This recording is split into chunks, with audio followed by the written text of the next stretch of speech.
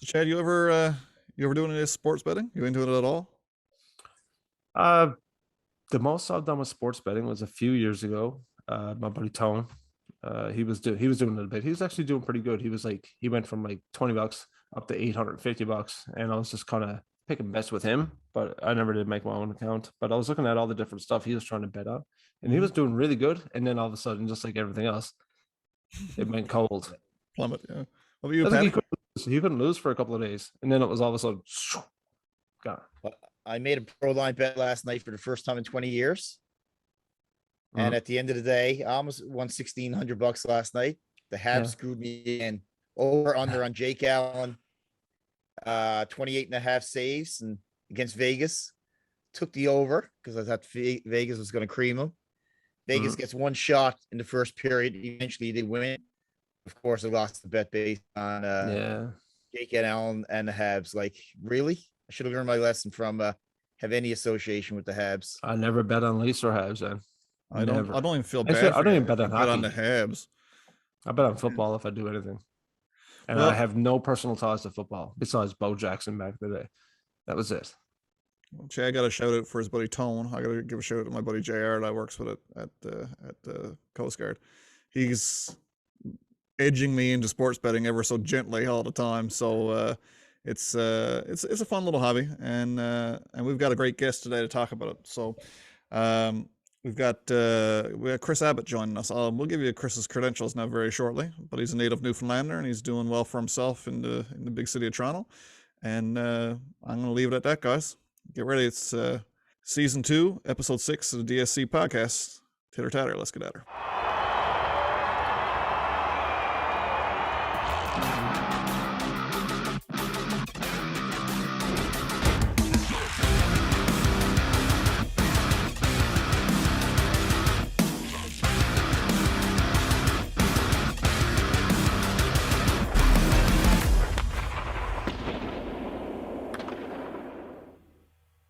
All right, guys. Welcome to season 2, episode 6 of the Deke Snipe Select podcast. Got a great guest here this evening. Give us a hand, give us some insight. We got Mr. Kris Abbott. Kris Abbott's coming from Toronto right now. He's broadcasting from Toronto. Downtown, I take it. Is that right, Kris? Yeah, I'm right downtown. Yeah, about 5 minutes from all the entertainment stuff, just east on Queen Street. Yeah, it's pretty cool. Well, Kris is the country manager. So I think that's the title, country manager in Canada for Coolbet, coolbet.com, where you can do online sports betting. So we're going to get some info from Kris, hopefully some insight into that industry, and see what we can learn, because I'm a total newbie to it. I really am. I got a buddy of mine who every time I work with him, he's like, "Oh man, we got to put $20 on this or $20 on that, let it ride, and then we'll order some pizza and see how we do." Right? So, and it is a bit of fun. It makes the game that much more interactive for us. So I do enjoy it. So when the possibility of this podcast came up, I was a bit excited about it because it's a chance for me to learn something new as well. And Kris is a native Newfoundlander and local softball legend like myself. So I had to get that in there. A friend of the softball boys that are potentially listening. So Patty, you're allowed to be self-proclaim yourself as a legend? Is that what you just did? I mean, well, you can do whatever. Pretty much. Yeah. Okay. Didn't say I was good. I wouldn't want to roll out batting averages on the call. That's why I got into the volunteer and organizational side of the hosting nationals and those things. I choose personality rather than legend. I mean, people know us around the game. Not saying that we put a real big mark on the record books or anything like that. No. Fun times. What you don't know is that when Patty signed up to be on the podcast, he had to get the wide angle lens for his webcam so it fit his head in. Right. Listen, I'm in no place to judge about head size. Nobody could use my helmet, and I could use nobody else's helmet, and vice versa. So yeah. I'm in no way able to comment on somebody else's head size. Fair enough. Well, Kris, I guess we need to start off by maybe if you can just give us a rundown of your where you're from, where you grew up, and we'll talk a little bit about that, and how you ended up in Toronto working for Coolbet, because that's kind of based on what I know about you, that's a long way from home and an interesting path to take nonetheless. So if you want to give us some insight. Yeah, it is. It is a long way from home. So I was born and raised in Portugal Cove. Went to McDonald Drive Junior High, Prince Wales Collegiate in St. John's, started out at MUN, and chased a girl to Halifax. That's probably a story that plenty of people who are listening have. She's now married with 2 kids somewhere, I think, in Ottawa. I haven't spoken to her in almost 20 years. So, but I'm glad things Maybe are going listen to well this for her, podcast. You never know. allegedly. Yeah, no, actually, I'm pretty sure she doesn't. I'm pretty sure she doesn't. That was one of the reasons we didn't work, was that I was a bit of a sports fanatic and she was more of a TMZ or People Magazine or whatever was else, the Kardashians. Actually, it was before all that. Like, I can't remember what she would have been into, but she was more like an entertainment focused, and it was all great. She's a lovely girl. Oh, cool. Anyway, so I went to Halifax, finished a marketing degree at St. Mary's University, moved back home in 2007. And as you guys know, like, there's not for business type jobs like that, like there's not a lot of like head offices in St. John's. There's not a ton of opportunity. So I ended up like finding jobs that were like, financial sales, selling people life insurance and stuff. A lot of my family works at Investors Group. And I tried that and it didn't really work out. So ended up bouncing around, managed a couple of bars, coached some hockey, did some stuff like that. But honestly, my life was in a bit of a rut. And then fell ass backwards into broadcasting, actually, which has got nothing to do with sports betting, but in a roundabout way led me to it. So I worked at Eastlink TV in Nova Scotia with broadcasting in the Quebec Major Junior Hockey League and whatever else was going on in the region. So I did that for 4 years. And if anyone out there works in local cable TV, they know that you're not going to get rich doing that either. So a brand called Oddshark, which creates sports betting content. Their studios were also in Halifax, and they had started hiring away a bunch of people from Eastlink with better salaries, people with talent. So like video editing, camera skills, things like that. Just technically how to put together, live video content. And I was watching a bunch of my friends go to this company and they're talking about how great it is. There's actually a fully functional bar in the office. They pay you well. It's all these good things, right? And they're like, Kris, you should come. But as we've established already, I have no skills. I'm just, I can talk about sports. But luckily, eventually they were looking for a content person to do some writing, do some on camera stuff. And at the same time, while I could do that, even though I had grown up around sports, I enjoyed kind of like the casino culture and things like that. I had never really meshed the two together when it comes to like, playing a lot of pro line or things like that. Because I didn't understand the odds. I didn't understand what was important, what went into making a bet, a successful bet. And of course, with pro line, you had to bet a parlay. At that time, it had to be at least 3 games. So that's right. The sports betting industry and the casinos and sports books in Las Vegas, they're built on people playing slot machines and betting on parlays because there's the probability of them winning is very, very low. Right. So anyway, so I did that for a bit. Actually chased a broadcast gig to Hamilton, which I knew wasn't going to be full time, and Oddshark wasn't going to allow me to work remotely. So I was just applying for jobs. I was on LinkedIn one day, and I saw this brand called Coolbet. And so even though I initially really came to Hamilton, or Toronto, there was a gig in Hamilton available. I worked at the TV station there for a year, and also my girlfriend at the time was living here, so it was a whole other reason really I was trying to move to Ontario. Anyhow, and then I found this Coolbet gig. They hired me. They were hiring a marketing role, and I took that on. And then they a week after I was hired, I had met the guy who I was reporting into, and I was like, this is not going to work. This guy has no idea what he's doing. So unbeknownst to me, the company felt the same way about him. So a week after they had hired me, they let this guy go and basically handed me the keys to the operation of the company in Canada, awesome. Which I was, again, not qualified for in any way. But they asked me to do it, so I wasn't going to say no.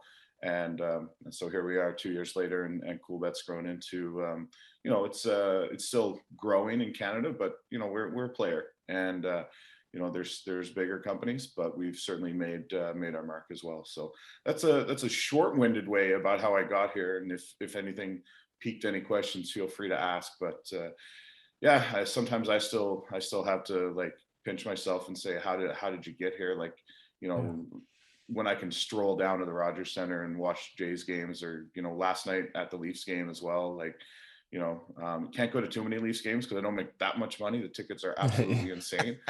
But yeah, it's cool. It's a really interesting life, and it's ultimately been brought to me because of the sports betting industry. I was going to ask you, like, with the tickets and stuff, do you ever get any perks out of like betting? Do people like you like that? Like, do you know people like that are connected that way? Like, hey, give me some tips and I'll give you some tickets, you know?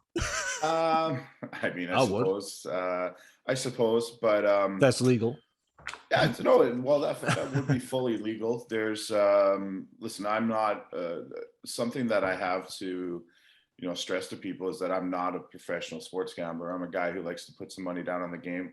Yeah. You know, like your buddy who likes to grab the pizza there, Ryan, and, you know, do that. But, you know, I am in a position where, you know, people like my content. You know, I talk BS about sports, and I have a little bit of insight, but, you know, I would never want people to think that I have some sort of insight that they don't have or couldn't secret gain. Recipe by Kris. Like I wouldn't accept gifts because there's nothing guaranteed in this industry for sure. No, I guess you got to be careful with that though, because of the addictive the addictions tied with gambling and those things, that any messages that you are relaying out there, whether it be on a sports net or on a podcast or something, has to come with the disclaimer that it's not a given that it's going to come through. It's a projection or it's a prediction. Yeah, it's a reality that you know, gambling is addictive. I mean, I've had addictive gambling behavior in the past. You know, and you got to be careful. You got to be really careful, and you've got to put limits around what you do and how you view how you view gambling. It should be entertainment. You should never gamble more money than you have to lose. You should only gamble with money that you are happy with never seeing again. But it's a real risk, and you know, that's one of the reasons I'm quite proud of our company, is that we have we have a responsible gaming program that is stricter than it needs to be. Our founder, he's no longer with the company because we sold to or we were acquired by a NASDAQ listed firm. But the guy who founded the company and was the you know, founder CEO when I was hired, I've witnessed him speak to a customer who was, you know, begging to be allowed back on the site, and he's like, "No, you cannot afford to gamble here. We do not want your money." And you know, when I saw that, and I saw that profit wasn't the ultimate goal, you know, that gave me a real good feeling about Coolbet as well. So yeah, and you know, we have a whole department dedicated to it. If people are spending, you know, over a certain threshold, we investigate. We ask for, you know, proof that they're able to sustain any kind of losses. You know, if it gets to that point, we have little check-ins that you can do. We also have, you know, you can set deposit limits for yourself. You can put your account on pause for, you know, 30, 60, 90 days. You can self-exclude, all these things. So it's something we take very, very seriously, and that's one of the things I'm proud of about our group.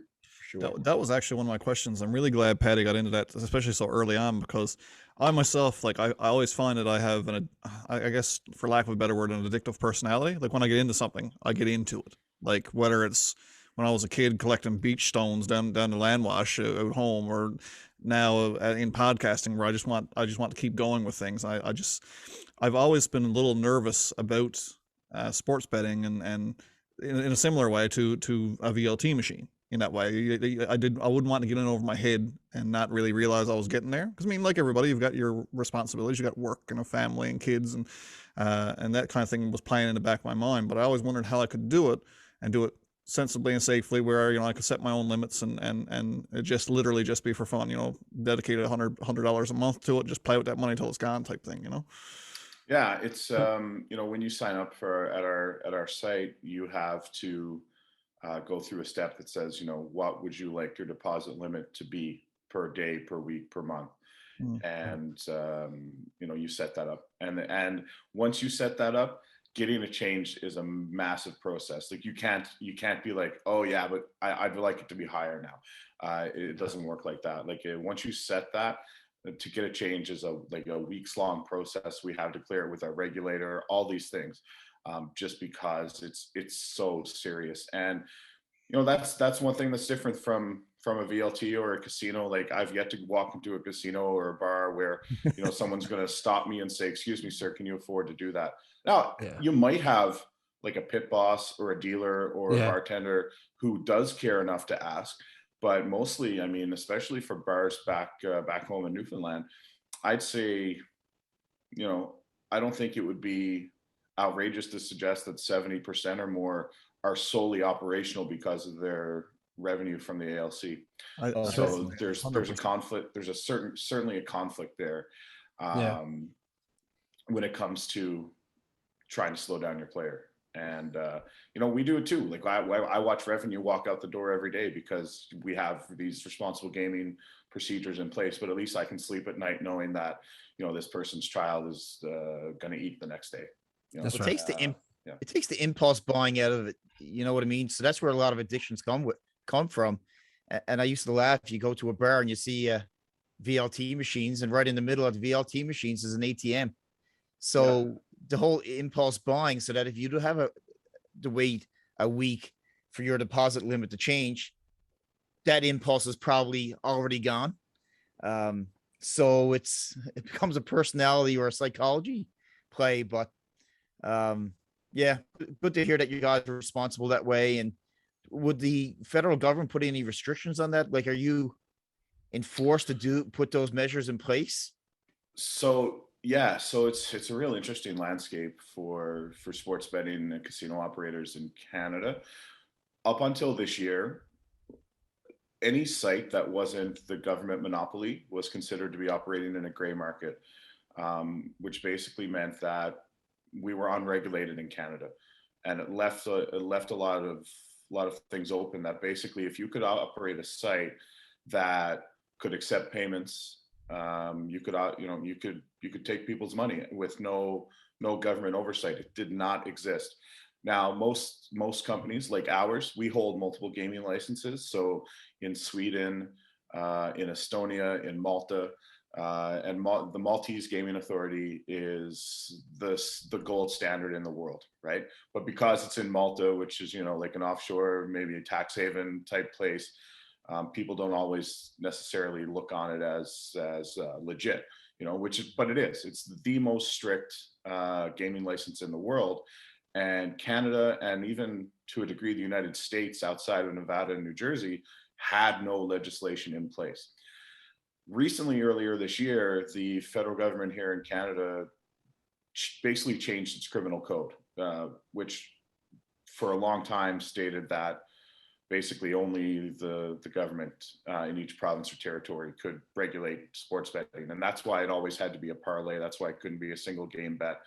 And that's why people could go to sites like ours, like Sports Interaction, Bodog, Bet365, all these people that are in the same industry as we are, and they place their bets. But they weren't placing their bets in Canada. They were placing their bets outside of Canada. And you just had a site that existed that was reputable enough that would pay you if you won your bet, basically is what it came down to. Now, all those sites are beholden to their regulator. So for us, in Canada, we're regulated through the Maltese Authority, which does mandate all these responsible gaming things, right? And now what happened in Canada this past summer was that the provinces and territories all have the ability to set their own regulation.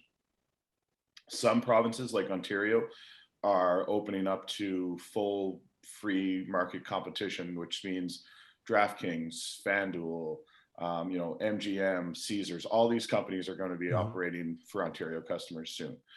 A province like BC has decided, no, we're going to do it all on our own.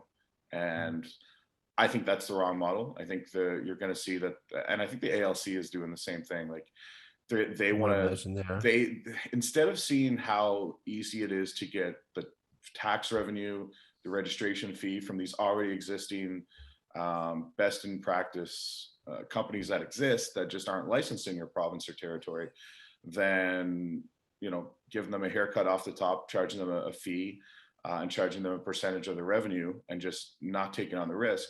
You've got BC, and I'm pretty sure ALC, also Quebec. Alberta is trending more towards open market, but Manitoba as well is another province that is trying to do it in-house. And with that, they're assuming all the risk on their own. They have to develop all their software. They have to develop all their practices on their own, rather than what's happening in Ontario, which is going to be full-on competition. And the reason I think Ontario is doing that is, one, they have a massive population, so the tax revenue could be insanely high for them. But also, and most importantly, is Maple Leaf Sports and Entertainment. So the professional leagues want their American professional partners to be allowed into Toronto. Makes sense. And so that's why we're there. But anyway, it's a roundabout way of me saying that here in Ontario now, you know, you're going to have to, when you open an account, you're going to have to go through all that responsible gaming stuff. You're going to have to prove your identity. So you're going to have to submit, you know, photo ID, utility bill, all these things to get you pre-approved as a player, which, you know, is largely for responsible gaming, but also the other massive factor in our industry is money laundering. You know, if you are depositing using whatever the financial instrument might be, whether it's a credit card or a bank account, and then you're withdrawing to a bank account, it's a real good way to kind of funnel money. So Right. As big as our responsible gaming department is, our AML department is twice as big. Yeah. Wow. That's a lot of info. Yeah, it is. And I'm sorry for rambling. No, I could have listened to you go on in for another 15, 20 minutes. That's awesome, man. Like that. And again, that's why I was excited about this podcast, because I really wanted to learn the ins and outs of how this operates without asking my buddy, who every time I asked him, he's like, I don't know. It's just fun. Yeah. Well, you know, something else with our company that I'm, again, insanely proud of is that I have the freedom to speak freely. And for a long time, this industry was kind of operating in the shadows. For example, when I worked at Oddshark, we were indirectly owned by the people who own Bodog, right? Mm-hmm. And I don't know if that's changed there or not, but, you know, our mandate was to promote Bodog first, and then, you know, you can talk about other companies if you want. They looked after us well there, but I never knew where the money was going. I never knew who my pay was coming from. Like, it was all, you know, it was all kind of hush hush. When I moved to Coolbet, I saw a list of shareholders. I met the CEO and the CFO personally. You know, I know the girls in accounting. I know where the, you know, so it's just more open, and they're fully, you know, the biggest key in our company is transparency and honesty. So, you know, we're fully encouraged to talk about how much money we take in, how much money we pay out. On our site, you can see a list of every single bet that we take in and for how much it is. This is information that most companies don't want to share. Right. So again, yeah, it's hard to get this information out. So I'm more than happy to speak about it, and if it helps somebody understand a little bit more, then excellent. I was just going to say, because when we're always looking at who we're going to get on next and what angle, what do we want to know about, because we want to learn about something. And yeah, when Patty said he was going to get you on and sports betting, like, that's something we haven't considered yet, because I'm not into it. Like, as such, I do like listen or watching some of the fantasy footballers on TV or something like that, just purely for entertainment. It's not like I'm grabbing my Yahoo and like going crazy with it, which I probably should be, because I'm not doing too well, but it's fun, right? That's my $50 down the drain, but it's a bit of fun with my friends. But yeah, I never thought about, let's have a podcast about that. And I like it. It's actually, I'm interested in just relating the government regulations and having province having control. Kind of, I think of the liquor stores, and you said Alberta is probably going to be open market. It just fits that province, and that's the way they look at things. And there is benefit to that as well. Yeah. And I'm not surprised the Atlantic provinces are holding it pretty close to theirs. I think for a lot of years, first of all, you know, I've personally have a hard time knowing that the regulator is also the sole operator. Like, there's something that doesn't sit well with me for that. Like even in I agree. Ontario, they were, things were supposed to be fully open and operational by December. And then now it's like after the Super Bowl. So they're not even hiding the fact that they want to keep control of the market for, the few weeks remaining in NFL betting, because they know they're going to lose a massive chunk of their player base to outside companies. So until that time, we're still operating in a gray market environment here in Ontario and in every other province. So, but we're working through the regulatory. There's companies in our space that probably don't want to work through the regulatory. They don't want to pay the, it's something big, it's like $100,000 a year just to be registered. And then I can't remember, it's a pretty high number, the tax they take off your revenue, like it's in the double-digit %. So, that's revenue that companies who've been operating unregulated are going to lose. Some companies like ours welcome that. Like any country we operate in that is fully regulated, we're fully compliant there. Again, and it's just another reason why I enjoy representing this company, is that it's all out there on the table. Okay. So, it's kind of the Wild West, or it had been the Wild West for a little bit. And now I'm glad that it's being brought into a regulatory framework where, I don't know about you guys, and I'm in the industry, so I might see it a little bit more, but every sports broadcast now has some sort of reference to the betting odds. It wasn't like that when we were growing up. Like there was no maybe boxing and horse racing, but now every game, like you could see probably last night in the Leafs game, maybe the Bruins they just set whatever their odds were to come back and win after the second period or something like that. So it's interesting. It's only going to get bigger. I know Sportsnet is getting set to announce a major gaming partner. TSN will do the same. There's a major competition underway right now for brands to gain partners who have a lot of exposure, and that only makes sense as well. Yeah, no, I've noticed, like I've noticed wholeheartedly actually in the last year for sure, a lot more emphasis being put online from a marketing perspective with regard to like Bet99 is pumping out sponsorship when it comes to GSP did a recent promo for those guys. Like they've been doing a lot to get their name out front and center. And it's really interesting because like I said, that just hasn't been the case until really recently, Yeah, those guys have a very interesting marketing strategy. GSP must be a shareholder with those guys. I don't know. They came on the scene about the same time we did in Canada, and we have a totally different approach to marketing. They are spending an absolute ton just in branding, and it works, right? Like they've got their name out there. We do some, but we do a lot more direct, a lot more digital marketing, and most likely probably because we have a smaller overall budget.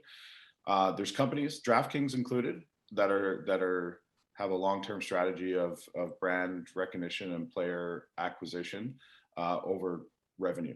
I think last year for DraftKings in marketing, they spent 300% of their revenues in marketing, which is not a winning strategy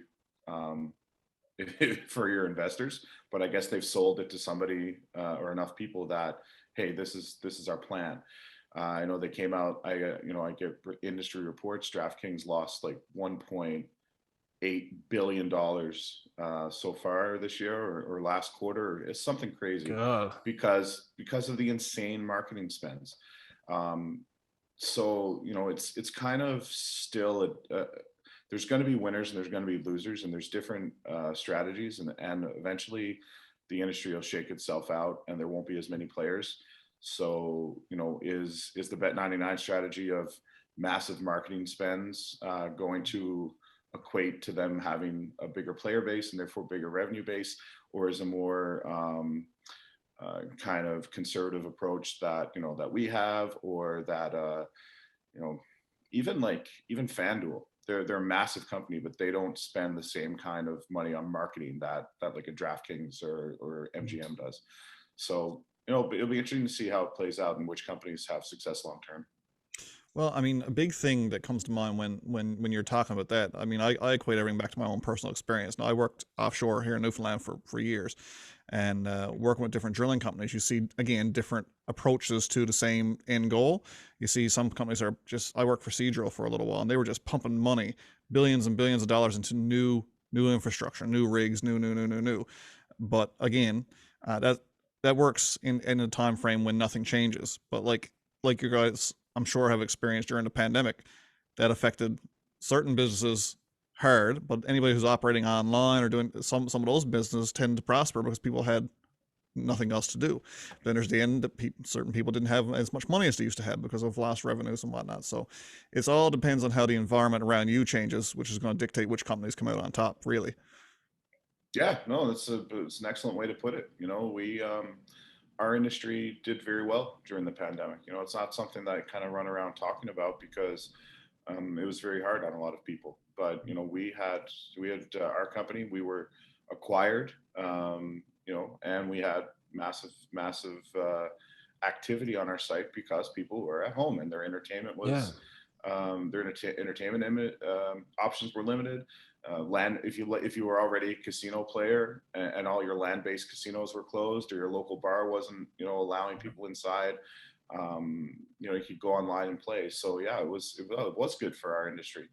So you're absolutely right. It's very much about the environment. It's very much about the behavior of your customer and eventually what they want.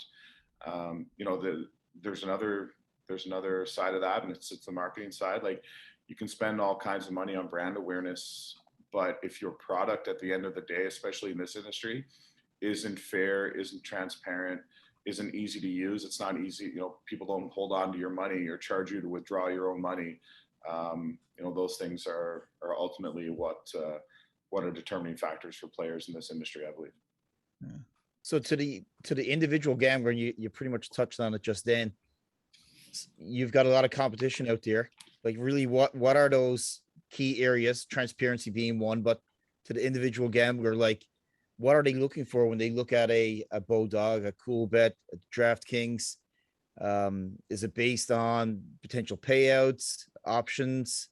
Why would someone choose Coolbet versus someone else, essentially? Yeah, so I think the most important part for any consumer, for any business online, is trustworthiness.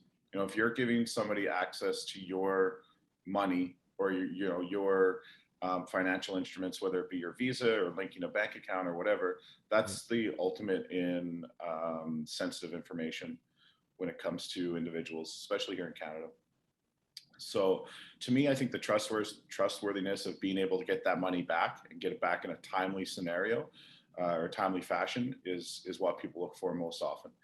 They look for transparency. They look for just kind of breadth of offering, your sports, your casino, your poker, whatever you have, different types of games. And then ultimately, when it comes to sports betting, you want to have enough betting markets for people to bet on. Like, everybody offers win or lose or total points over under or what have you, and the spread or whatever. But, the more markets you can offer in terms of individual player props,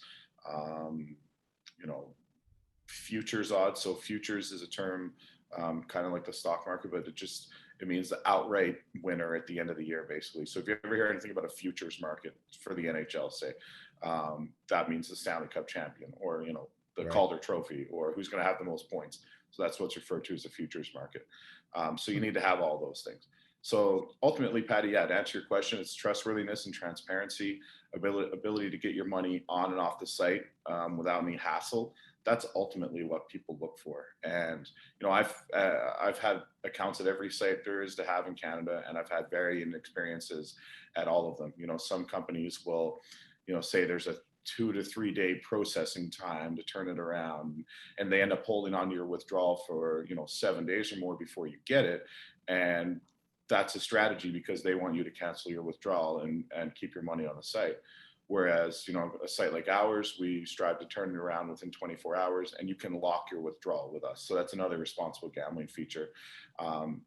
If I win some money and I want to take out, $300, when I do that, I can click lock it, don't let me cancel this withdrawal. And that means that, that money is coming back to me. And if I want to put it back on afterwards, that's fine. But again, it's impulse control, right? Right. So, that's an important feature, I think, for people as well, to know that we're not messing around with your money. Like if you make a withdrawal, we're going to pay your money. It sounds simple, but it's not always that straightforward with some companies. Yeah. Now, what about player incentives, Kris? Is there anything in Coolbet, like, do you guys offer any kind of like you get a free bet or this kind of old stuff? Like, I don't know much about that end of it, but I'm curious. Yeah, I mean, that's a huge part of our marketing efforts. So, there's every company has a sign up bonus when you sign up. So for people who are new to sports betting, you'll see all these flashy sign up bonuses, right? Like sign up and get $500 in free money and all these things. That is true. You will get that money, but there's a catch. It's called the rollover requirement, which means you have to bet. With our company, it's anywhere between 3 and 6 times the bonus amount before you can withdraw that money, before it actually becomes yours. With some companies, it's as high as 20, 30 times of the bonus. So, you get a free $500, but you've got to place then, $10,000 worth of wagers before that money's actually yours. And then, the marketing theory behind that is you're going to lose that before you're able to spend it and get it, right? So with our company, I think on our initial deposit bonus, it's like a 6 times rollover. So we do 100% match up to $200.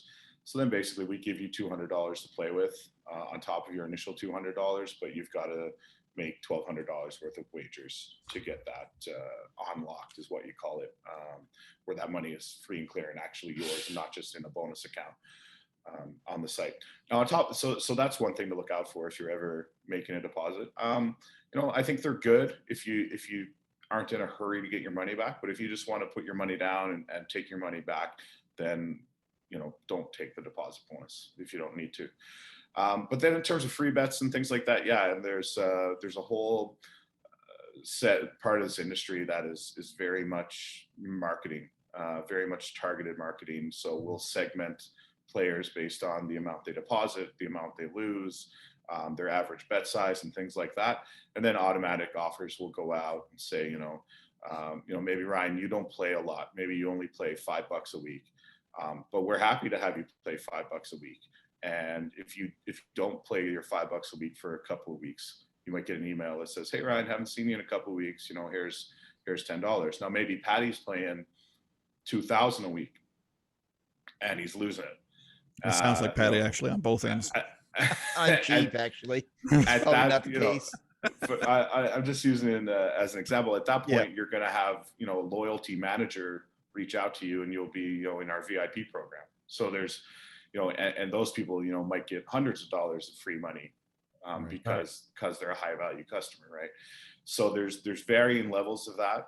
Just it's kind of like a land-based casino, right? If you go into Caesar's Palace and you're losing 10 grand a week, they're going to be real nice to you because they want you to come back, right? That's right. But also, if you go to Caesar's Palace and you lose $100 every 6 months, they're still going to be nice to you because they want you to still be loyal to their brand, and they see you as a potential, $10,000 player down the line, or they see you as somebody who's like, no, but maybe we'll make $2 grand off this person per year, which is still $2 grand, and then the offers just change accordingly. It's such an interesting industry because at its core, it's still designed to make money. The people who own the business is still designed to make money, and that was always my hiccup with VLTs. Was I remember when I was 19, I put my first $20 bill into a VLT and I lost it, and I was like, okay, well that's it for that. You know what I mean? So because I just look at it as a machine that was designed to take my money, and I wonder how sports betting is different. In a sense, I'm guessing because you're in a sense betting on your own knowledge of the sport that you're watching or betting on. Am I correct in saying that? That would be the key difference between the machine and the personal bet. Yeah, and that's why there's 2,000 VLTs at a casino, and there's 8 sports betting windows. It's not a big profit generator for the operator unless it's done in pretty high volumes. So that's why online is attractive to people who are in this industry, because it's a lot easier than manually going up and filling out a ticket at a casino or what have you. The way that sportsbooks ensure that they make money is this. So as we're recording this right now, the Tennessee Titans and the Los Angeles Rams are playing the Sunday night football game. The spread is 7.5 points. One of those sides of that bet is going to win. So it's not like you play a VLT and you hit that button all night and you may or may not win. If you bet on both sides of that game of 7.5 spread, somebody is going to win by more than 7.5 points, or somebody's going to keep it within 7.5 points. One of the sides of that bet is going to win. Yeah. Right. So that's where you get into what's called the juice, or the price of a bet. So, okay, we're going to bet that the Rams are going to win by 8 points or more. That's taking the Rams on the spread there. The price on that is going to be minus 110 or 1.9 if you see those old pro line odds. And what that means is, okay, we're taking your bet. We're not paying you back 100% though on that bet. We're going to pay you back 90% profit. So if you bet $10, we're going to return 19 to you. The theory in that is that the people who bet on the other side are going to lose all their money, and we're still getting a percentage of your theoretical win if you win your bet. You're betting 10, we're not giving you back 10, we're giving you back 9. So the way that the risk is calculated is that, the book is always going to profit at some point. So for example, say you wanted to guarantee yourself to win a bet, right? So you could bet plus 7.5 and you can bet minus 7.5. You can bet both sides of that, but both sides of the price are going to be minus 110. So the bet that you lose, you're going to lose your $10. The bet that you win, you're going to gain $9. I'm still getting $1 from you, even though you've bet both sides. Right. It's similar to how roulette operates. Mm-hmm. You could cover all the black numbers, all the red numbers on a roulette table, but every now and again, that 00 is going to come up, and that's where we're going to get you. Yeah. It's beyond me. Roulette's my favorite game in the casino. It still shocks me. And you know what? I don't believe it. Apparently, it's the worst odds in the casino. No, that's not true at all. Oh, yeah. If you're playing the numbers, like if you're playing the inside numbers, it's not great. Yeah. So even if you cover every number on the roulette table, right? There's 36 numbers plus the 0, 00. So say there's 37 or 38 outcome possibilities. If you cover all the numbers, you're only getting paid 35 to 1 when you hit that winner. So that means even if you cover all of them, you're not going to get all your money back. So that's exactly what I was talking about. If you bet both sides of the game, but the price is minus 110 on each side, we're going to still get that $1 or $2, even if you've got the winning bet guaranteed. So it's that's the house edge, and ultimately that's where all the math comes from. When you look at sports betting, when you look at any other game. Awesome. Where do you think, especially with legislative changes this year in Canada, like where do you think sports betting, whether it be for your company or the industry, where do you think where's it going to end up to? Like in the sports card business now, you see NFTs and all these things. Where's it going to go next 5-10 years? I mean, it's hard to imagine that it's going to be more prevalent than it already is in terms of sports leagues and sports broadcasts. So everything is going to be available to be bet. You guys have seen in the NHL that they're experimenting with pucks with digital information. Yeah. They've got RFID on the players. So I presume that we're getting to a point where what was Connor McDavid's top speed in this game, over, under, whatever.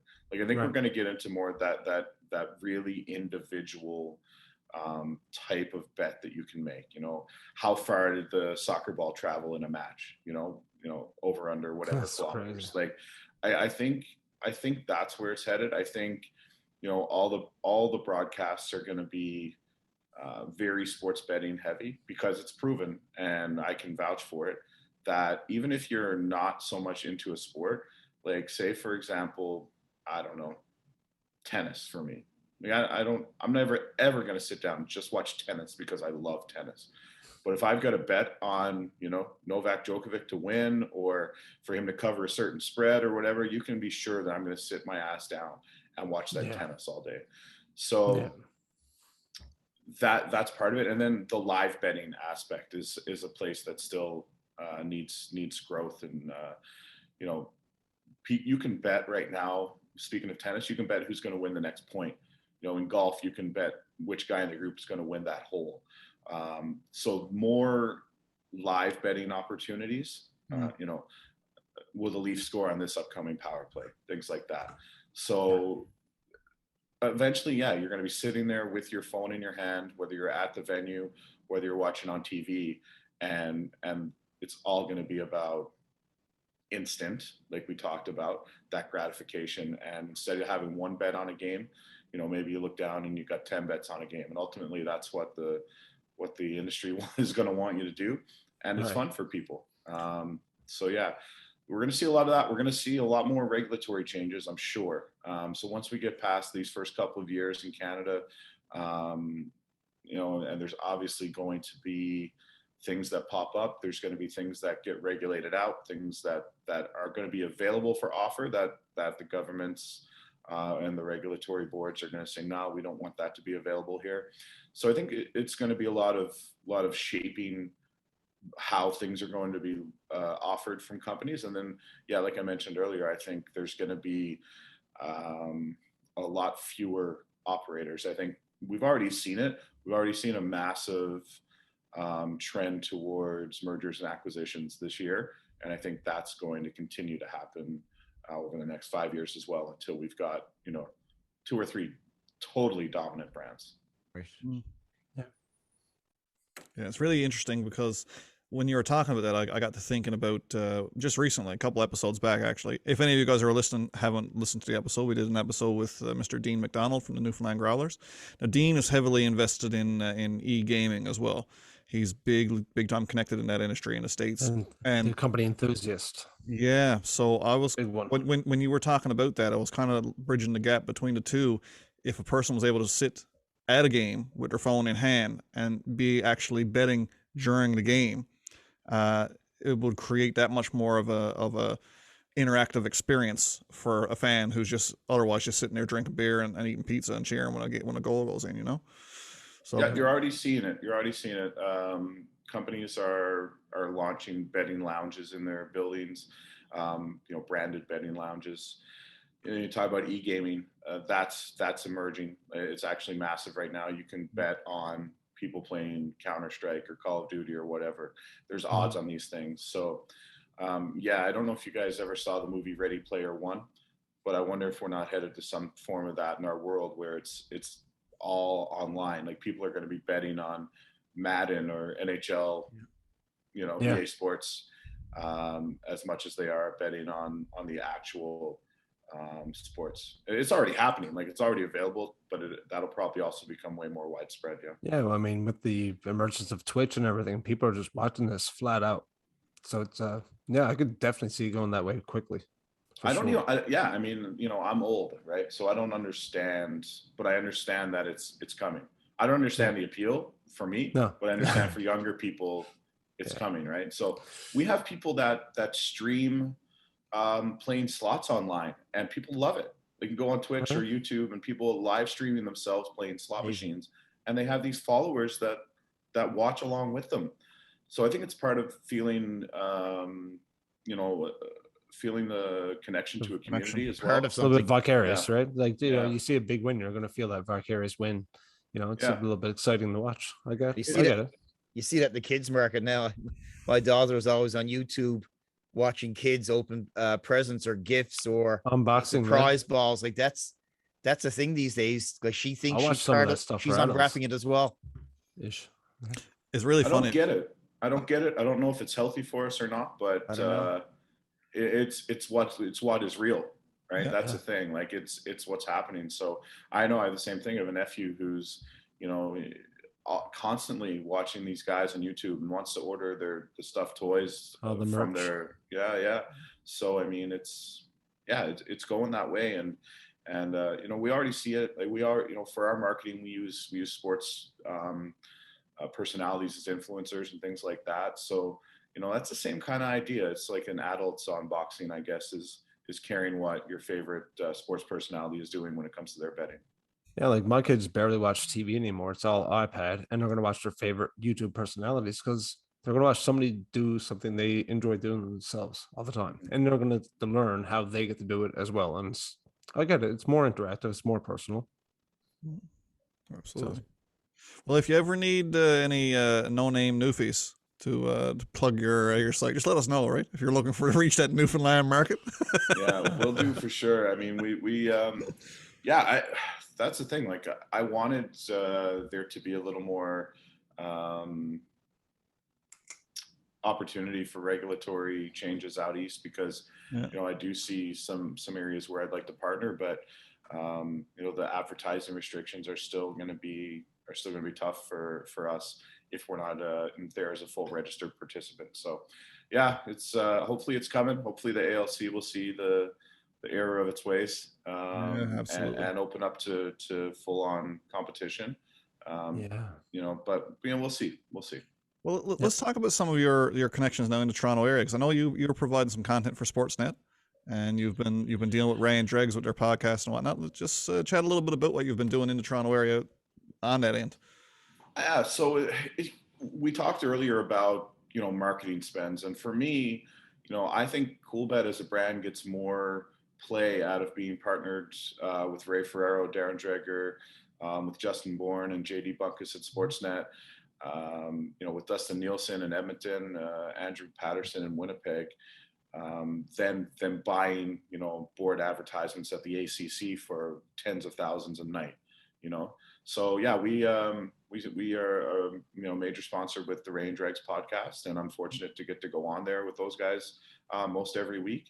And it's great for me personally because I'm building connections with these guys who are massive insiders in the NHL, and just huge Canadian personalities as well. But it's great for our brand. And I think when I talked earlier about transparency and credibility, then getting kind of getting the blessing of these guys, it goes a long way. And same thing at Sportsnet.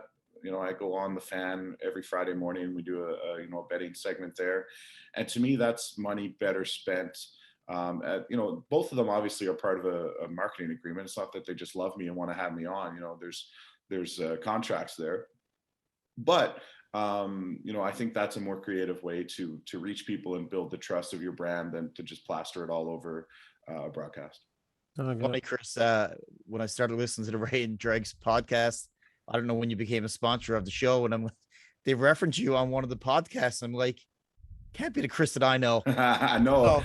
So, quickly looked it up, but good for you. I say that as a compliment to yourself that we've known each other for many, many years, decades, to be talked about in detail by Ferraro and Dreger. It's wild. It's pretty cool. That's you've made it really. It's I feel the same way. Why? Like how?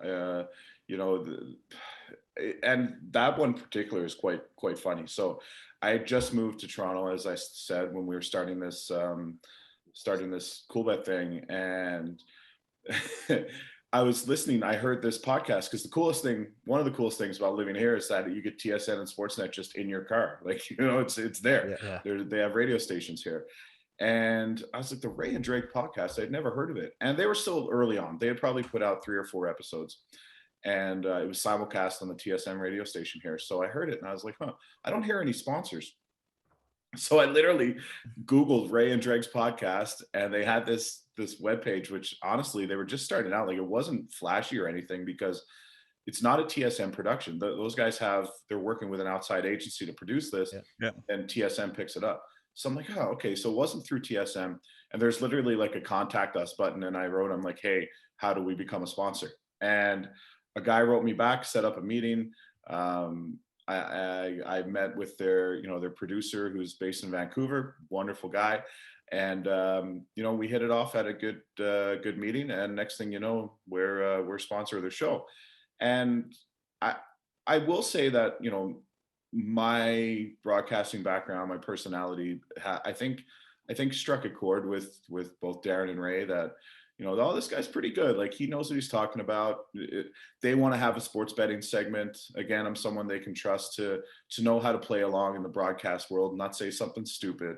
So yeah, and then it just kind of grew from there. And like, I went for drinks with Darren Dreger. I'm like texting my dad, I'm like, this is so wild. That's like, awesome. you know, the guy you see on TV every night. And then I was in Vancouver, and we're involved with the Vancouver Whitecaps. So that's where Ray is based. And he was like, hey, are you at the soccer game? I'm like, yeah. He's like, oh, so am I. And then I met him on the concourse for a beer at halftime. Like, it's so weird. But really nice guys, super passionate, so busy. Like, it's unbelievable the amount of work these guys put in. And yeah, I mean, it's wild for me too, Patty. So don't be, you know, when I see myself on there, I'm like, what the hell am I doing on there? Oh, it's good for you, man. I'm really, That's awesome. good to hear. And you know what? You talk about how you hit it off with the boys, like the whole Newfoundland thing. They love dealing with Newfoundlanders. I'm sure trustworthy people know that. So it all helps. Yeah, you know, it's funny. Like, back to, you know, telling dad, because, you know, my parents and I, you know, love them to death, but like, they would never ever consider like moving out of Newfoundland or even Portugal Cove. Like, we can't get dad to move to St. John's, let alone, you know, move out of the province.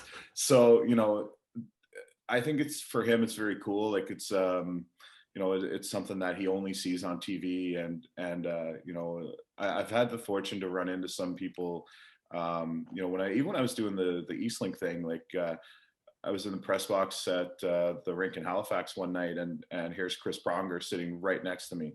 No and way. I'm like trying to play it cool, right? You know, and he saw that I had so Nikolai. This is when I can't remember if it was Nikolai Ehlers or Nico Heischer. One of them were playing in Halifax, so obviously everyone was stopping by to see them.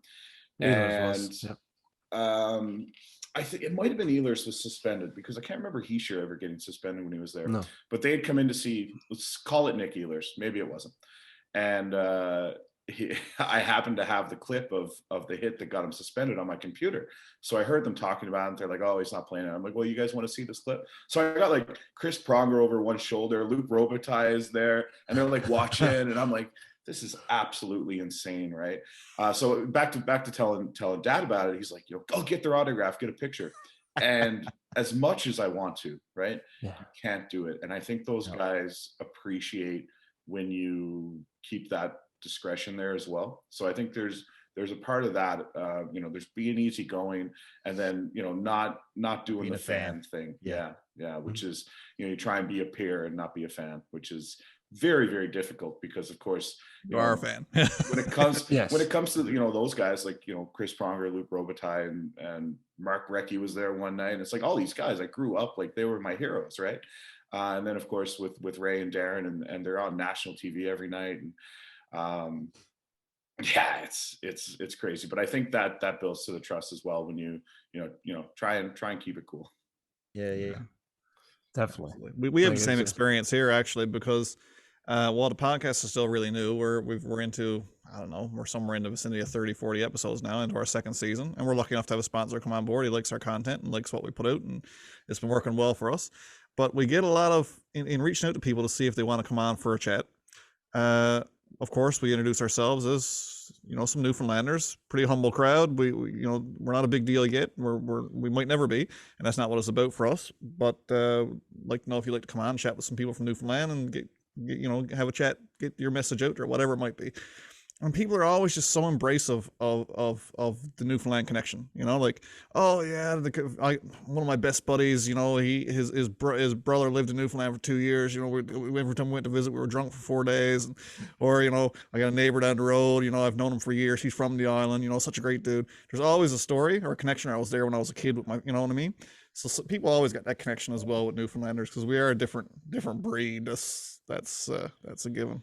Yeah, it goes a long way. I think we're known for being knowledgeable when it comes to hockey, especially and sports. And yeah, it's so one of the things during the pandemic, I listened to a lot of and watched a lot of Alan Doyle on YouTube, because there was many nights where I was sitting here in my condo, which is not big, like 750 square feet or something, like maybe 800 if you count the patio. And, you know, just dead of winter, locked down in Toronto, not allowed to go anywhere. So I'd be drinking and and watching like no sports on because everything's canceled. So watching old Alan Doyle clips with Corey Tedford and Kendall Carson. I just love their music. Yeah. And I came across this one night. Alan Doyle's telling a story about Russell Crowe coming to Newfoundland, and he was talking about they were in New York City together, and like the paparazzi's chasing him around. This is around the time like throw a phone at somebody, or he did something. He did, like, yeah. yeah. So In New like, York or something. Even got arrested, right? So Yeah. the paparazzi's chasing him around, and those guys obviously close friends, and so Russell Crowe's in St. John's with Alan Doyle, and they're walking down Water Street and kind of looking in the window of one of the shops there with maybe it's like the Newfoundland shop or something like that, and Alan Doyle says like the CBC van pulls up, and he didn't say who the person was. He's like, "Hey, Alan, can I talk to you for a second?" And he was like, "Yeah, sure." He goes, is that Russell Crowe over there? And he goes, "Yeah." He goes, "Think you mind getting a picture for the website?" He was like, "Yeah, he's just trying to keep low profile." The guy was like, "Okay, cool," and left him alone, right? Yeah. Awesome. And when he compared that with he was being chased around by paparazzi and helicopters in New York City. So there is something to that when it comes to Newfoundlanders and just being respectful, Yeah. Yeah. I heard the same Agreed. story. Meg Ryan, when she was here, she was at the Newman Wine Vault she's a big wino, right? And she was walking down the street. She had commented on this to someone about her visit to Newfoundland, and she walked by a young fella. I gave her the wink and the nod, right? And she thought that was odd, and then she walked by another couple, and the guy said, "What are you at, Meg?" That was it, right? She's like, "I still don't know what that means." Yeah. So yeah, no, it's a unique place that way for sure. But yeah. Oh, guys, you got anything else for Kris? I don't want to keep him all night. He's got a nap to resume. So I learned a bunch. I got to say, No, it's awesome. last night I made my first pro line bet. I'm gonna say definitely 20 years, and from back in the day where you'd pick your minimum of 3 to your maximum of 6 only on games. To me, last night picking the over and under on Alex Ovechkin hitting 4.5 shots, or that was the over under. Like, that's just crazy. I can't wait to do it again next Saturday. I'm gonna bet responsible. I think that's the message we're gonna send out to everybody today. But you're in a growing industry, Kris, which is fantastic, and you've come a long ways from when we were all playing on the ball field, which is great for you, man. Yeah, Listen, no, you're gonna do your safe bet. I'm gonna do my $5 5-game long shot and try to get it like up to the $26,000 range somewhere, and just totally piss away my $5. But yeah, but here's how I look at that is like, how many people stop into Marie's and pick up a case of beer and a lotto ticket on Friday night? If you can actually bet on some outcomes that are more likely to happen than a lotto ticket, then why not put your $5 down, make a crazy ticket? If it hits, great. If not, you're in the same spot you were when you didn't win the Super 7. I attempted to learn a small attempt to learn the college football thing, where you just bet low and just bet often. And I just didn't have the patience yet. I might do it, but bet small, accumulate. First of all, you need to have no family to bet college football, because that's all day Saturday. Yeah, and show me a guy with a family that's able to book off all day Saturday and then roll that into NFL Sunday. I don't think that goes over very well. Well, like I said, it was a small consideration. Like, I was like, hey, that could work. And I was like, no, okay, it cannot work. Yeah, that's great. All right, well, we won't keep you any longer, Kris. Actually, over half our listeners are in Southern Ontario, which is interesting. So for any of you guys who are Ontario residents and you're interested in Coolbet, coolbet.com, I'm guessing, Kris, is yeah, head on over. I mean, it's still right now, so in Ontario things won't change. Like, we'll be continually operational. With the regulatory, we're still available outside of Ontario right now. Don't know how that's going to look in a few months, although even if we launch a different brand or something like that, as we work through the regulatory environment. But anyone can check us out, and more than happy to have you. And if anybody has any questions, they can always contact me directly. The best place is usually Twitter. My handle is at CoolBetKris, Kris with a K. And I'm more than happy to help guide anybody through setting up their sports betting career. Well, there you go. Yeah. You can't ask for more than that. Experience. Actually, yeah, absolutely. All right, man. Thanks so much for coming on. Thanks for making the time. More than anything, like I said, we're really appreciative, because if you thought you made no money in local cable, you make zero in podcasting. Okay. Yeah, I know. It's a grind. It's a passion project. It's a labor And, of love for us. So yeah. no, thanks for making the time, man. Appreciate it, buddy. You guys are doing a good job. Keep it up. And happy to come back anytime. Great. Thanks, Chris. Thanks, Ben. Have a good one, bud. All right, that's Kris. You guys knew Kris beforehand, which is cool. It's good for you Kind of, guys. sort of, yeah. Yeah, kind of. It's the first time. It's the first time I would venture to say in Newfoundland podcast history that we had two local softball legends on at the same time. Right. I mean, And one in the making. Yeah. Yeah. Well, there you go. That's true. Yeah. I think, Chad, you got more of a career to me and Kris in softball right now. Or has Yeah, been that's at slow this pitch, point. man. Knocking down Yeah. those championships in slow pitch, man. Look out. It's all it's fast pitch for us. We can't play that slow pitch stuff. I know, right? I mean, that's lob. Don't even try, man. There you have it. 6 feet, 6 feet minimum. And that's what this podcast has become. No, but 40-year-old guys. I mean, Kris, real gentleman. Pleasure to have him on. What, as you can tell, guys, what you see is what you get, and that's typical with Newfoundlanders generally. What you see is what you get. Kris is a great guy, and he's doing well for himself because he deserves it. So, again, can't say thank you enough for Kris popping on, and I learned a lot. And that's what I really wanted here tonight, because I wanted to learn a little bit about it. I should have asked him if he knew anything about cryptocurrency, because that's the only thing that I don't know anything about that I want to learn. But anyway, that's a topic for another podcast. No, guys, I got to give a shout out, of course, to our sponsor. None of this is possible without the input of PHG Sports. PHG Sports, based out of Whitby, Ontario. Again, they deal heavily in sports memorabilia and merchandise.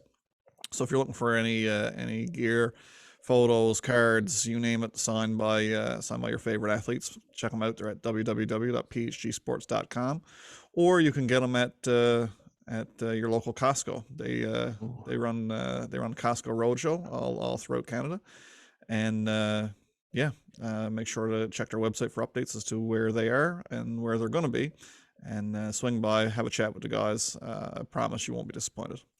So again, www.phgsports.com. If you're looking for more DSC content, don't hesitate, jump on Facebook, www.facebook.com/DeekSnipeSelly. We got a new graphics guy. He's going to be doing some work for us. He's a real talented dude. We're also in the process of looking for some blog writers. So if you know anyone who's a hockey fanatic and doesn't necessarily need to get paid, because none of us do, wants to be part of something cool and see something grow, tell them to drop us a message at DSC. We'd love to get people involved.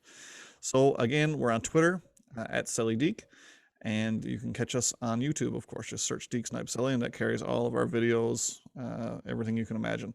And finally, www.deeksnipeselly.ca. You'll get everything there. So everything that we create, whether it's videos, memes, articles, it's all shared on www.deeksnipeselly.ca.